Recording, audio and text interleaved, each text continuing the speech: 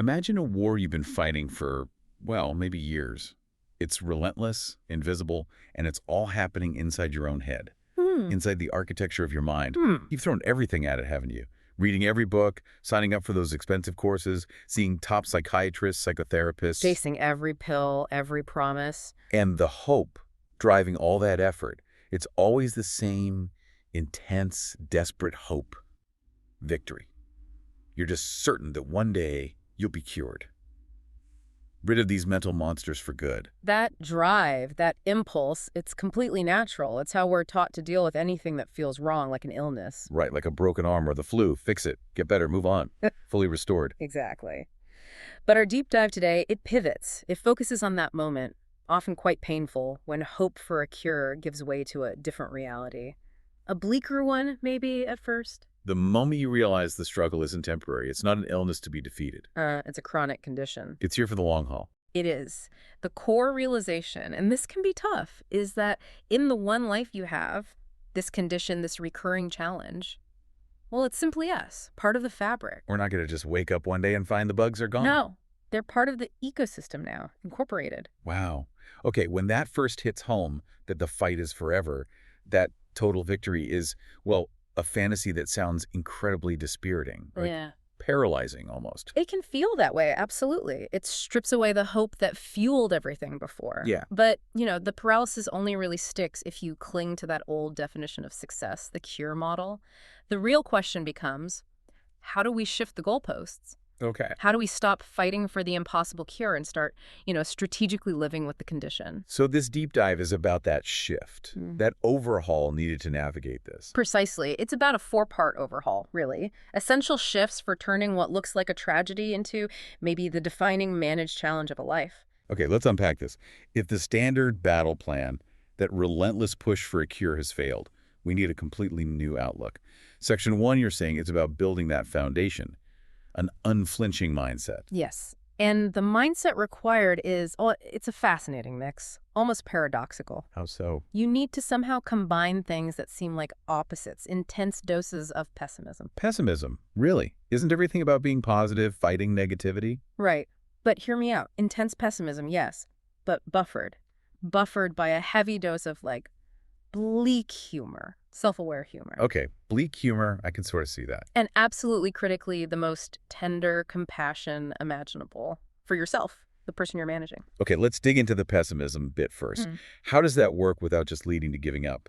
Fatalism. Because the kind of blind optimism that fuels the endless search for a total cure, it can actually be destructive. It sets you up for failure. Because it's based on a false premise. Exactly. Genuine strategic pessimism is just, it's accepting the baseline reality. The problems will likely return. It's not giving up. It's just being realistic about the terrain. So it stops that cycle of getting your hopes way up, then crashing down after every relapse. Precisely. It's accurate risk assessment, really. It lets you be unflinching about the reality, but also gentle about the impact. That compassion part feels key then, especially when you feel like you're constantly failing society's standard of wellness. Yeah. It's so easy to blame yourself. Oh, absolutely. And we have to dismantle that blame trap completely. This condition, whatever it is, you didn't ask for it. It's not because you did something especially wrong. It is definitely not a sign of some kind of sinful nature or weakness, that self-loathing. It's just extra weight you're carrying into the fight. You got to put it down. You do. It's also really easy to get lost in the why, isn't it? Trying to trace it back. Was it family stuff? Biology? Bad choices I made. That's search for the perfect origin story. Ah, yes. The intellectualizing trap. People spend years on that archaeological dig. Yeah. And look, the reality is it's probably a unique mix of all those things. Emotional inheritance, biology, life events. It's all tangled up. So dwelling on the exact cause isn't helpful. Often it's not the most useful thing for the management task right now. It can be a really sophisticated way to avoid dealing with the present. Avoidance disguised as deep inquiry. Avoidance disguised as inquiry. I like that. The crucial insight is this. Obsessing over the source is less important than figuring out the strategy for today. The task is, ultimately, just to accept this thing, this chronic demanding reality. This is the fight of our lives. And once you accept that, then what? You move from digging in the past to building for the future. Exactly. From archaeology to architecture, you start designing how to live with it. Which leads perfectly into how we measure progress then. Because if total victory isn't on the table, the old measures of success just don't apply anymore. Right. You have to completely redraw your expectations. Yeah. Your horizons need to shrink in a way, but also become more meaningful. How do you mean? Well, if you accept the problems will likely return, you can't define success by their absence. That takes us to section 2. The power of small wins. Or maybe we should call it celebrating the anti-awful. The anti-awful. I like that. It sounds pragmatic. Like success is just avoiding disaster. It's more than just avoidance. It's finding maximal satisfaction from, let's say, a steady and coherent passage of time. We have to get really good at drawing genuine pleasure and meaning from the moments when things aren't especially awful. Or even just having a decent day. Yeah. Or a couple of good outlets. Exactly. A good day. Or even just a solid morning where you got things done. Now, to someone on the outside, maybe someone who doesn't struggle like this, that might sound like setting the bar incredibly low. Like, why celebrate just getting through Wednesday? Because they don't understand the internal friction. They don't grasp the effort involved. We need to cultivate the ability, the mindset, to look back at the week and say, genuinely, without bitterness or irony, Wednesday went well, and that's a serious accomplishment. Let's sit with that for a second. Yeah. Why is a coherent Wednesday like climbing Everest for someone in this situation? Think about the energy cost. For many people, just existing takes a certain baseline energy. But if you're fighting a chronic internal battle, maybe it's anxiety with physical symptoms, or deep depression making it hard to move, or mood swings messing with stability. Yeah. Getting through a day coherently means you've wrestled 1,000 internal demons, physical sensations, difficult thoughts, and managed to keep them at bay long enough to actually function, to do basic life tasks. It's like doing your job, but while you're also, I don't know, bench pressing a huge weight made of your own emotional baggage. That's a perfect analogy. It really is. Other people might climb actual mountains or race cars at insane speeds for a thrill, for a challenge. Their extreme sport is conquering something external. Right. For someone with a chronic condition, our extreme sport, our incredible challenge, is the constant, exhausting work of just staying alive and functional despite relentless internal turbulence. So managing a stable Wednesday, that's not lowering the bar. It's acknowledging the true height of the bar you're already clearing every day. Precisely. It's a victory, a huge one, and it deserves to be recognized as such. Okay, but if our definition of success is so different, so internal, then who we surround ourselves with must be incredibly important, right? The support system needs to understand this revised definition of winning. Absolutely crucial. Which brings us to section 3, navigating the social landscape. Finding the right kind of love, the right kind of support. Because this condition makes finding that support really hard. Extremely difficult. We often need more support, more understanding than most people. But, and here's the tragic irony the sources point out, as people sometimes labeled damaged, we can be unusually inept at actually finding it. And many people, even lovely, well-meaning people, just won't be helpful. Sadly, no. Even people with the sweetest dispositions might not get it. Why not? Why is that empathy gap so wide sometimes? It often comes down to what we could call the empathy gap. That stems from, well, just different life circumstances. Pure luck, sometimes. Their own lives haven't forced them to understand this kind of internal world. Exactly. Their own experiences might feel so remote, so alien compared to ours. They've never needed to understand our particular mental landscape. So when they see our struggle, their instinct is often to try and fix it quickly, or maybe minimize it. Give me an example of that bad support, even if it's well-intentioned. Oh, it's the constant barrage of toxic positivity, isn't it? Just think positive, choose happiness. Ugh, yes. Or, have you tried yoga? It can't possibly be that bad, can it? Right. They try to fix you because they see you as temporarily broken, not chronically managing something. Their advice ignores the fundamental nature of the condition. And it just makes you feel worse, like you're failing because you can't just snap out of it. Precisely. They might unintentionally imply it's a choice or a lack of willpower. So we don't just need nice people. We need specific kinds of allies. Yeah. Specialized allies, yes. We need to actively seek out people who either understand the condition from the inside that they live it to, they have the scars, they speak the language, or people who just through some, I don't know, fortunate bend in their own minds, maybe some deep empathy or life experience, they feel instinctively close to it anyway. They can grasp the terrain without needing to live there. People whose wiring just gets it. Kind of, yeah. They understand the difficulty without needing to simplify or judge it.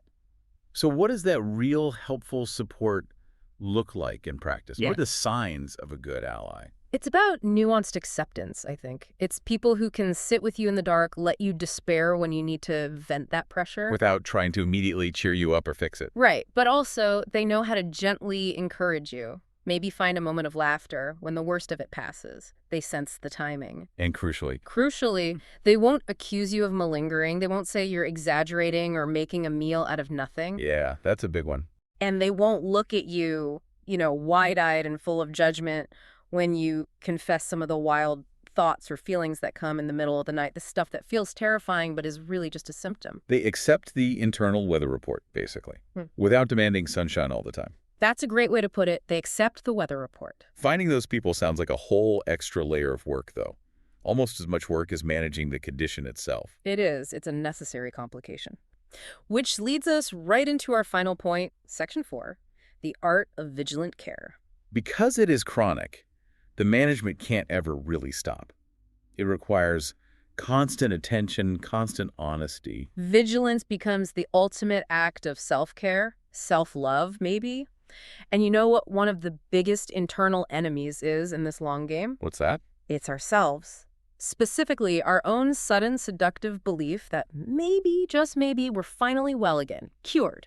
Yes, you have a good stretch, a few good weeks, maybe even months. The anti-awful starts feeling like actual good. And you think, I've beaten it. And then you let your guard down. Exactly. That moment of perceived wellness, ironically, is often the moment of greatest risk. The temptation to drop the routines, the careful The self-management. sleep schedule, the meds maybe, avoiding known triggers. Yeah, It's huge. it's immense. So we need this radical self-honesty, and that involves, I think, 3 core elements for long-term care. First, make plans. Yes, structure is good, but hold on to those plans very lightly. Holding plans lightly. Yeah. What does that look like day to day? It means you accept your internal climate can shift overnight, or even hour to hour. You might plan to go to a party, but if you wake up riddled with anxiety, You cancel. you cancel. But not with guilt or self-blame. You cancel as a pragmatic act of self-care. The plan was a guide for a potentially good day, but it's instantly adaptable if stability demands it. Yeah. Flexibility is stability in this context. Okay, that makes sense. And the second element, you mentioned pace of life. Yes, we absolutely have to recognize the direct, often dangerous link between busyness and mania. Mania, not necessarily in the clinical sense, but just feeling frantic, overloaded. Right. For many chronic conditions, feeling too full, too stimulated, too scheduled isn't just everyday stress. It's a specific trigger. It can push you into an accelerated state, an overestimation of your capacity. Setting you up for a crash. Exactly, an inevitable crash. So we have to take, sometimes, quite extreme measures to live a more sober life, Sober meaning. meaning simpler, Mm-hmm. less stimulating, less packed schedules, more predictable routines. It's about consciously lowering the overall input. That reframing of sober is interesting. Not necessarily about substances, but about the pace and intensity of life itself. Moderation. It is, and the final piece of that self-honesty. Yes. We have to fully acknowledge and deeply honor the difference between ourselves and people who are perhaps naturally more robust. This isn't about feeling sorry for ourselves. Not at all. It's not self-pity. It's a non-judgmental, purely pragmatic assessment of our own biological and psychological load capacity. It's knowing your limits. So if your friend thrives on 5 hours of sleep, works like crazy, and goes out every night, And you absolutely know that attempting, that guarantees you'll spiral. you just don't attempt it, period. You don't. You simply don't. If you need 9 hours of sleep or quiet evenings or less social interaction to stay stable, that's not a weakness. That is a non-negotiable requirement for managing the fight of your life. You honor those limits because they are the conditions for your survival, for your stability. Wow. Okay, so this whole deep dive, it feels like we've really shifted the lens. We've gone from that desperate hope for one big final victory to accepting a lifelong engagement. A continuous fight maybe, but one that can be managed. Managed through these specific mindset shifts, through celebrating those small anti-awful wins. Finding those very specific allies. Right, curating the right support network and Yeah. maintaining that constant sober vigilance, that self-honesty. And maybe that leads to a final thought to leave with everyone listening. If living well with a chronic mental condition means accepting this state of perpetual self-management, always monitoring, always adjusting, always honoring your limits, Yeah. how does that change our very definition of maturity? Is real self-knowledge true maturity? Maybe not about achieving perfect strength or unwavering wellness, but simply the constant sober acknowledgement of our own enduring vulnerabilities, our limitations?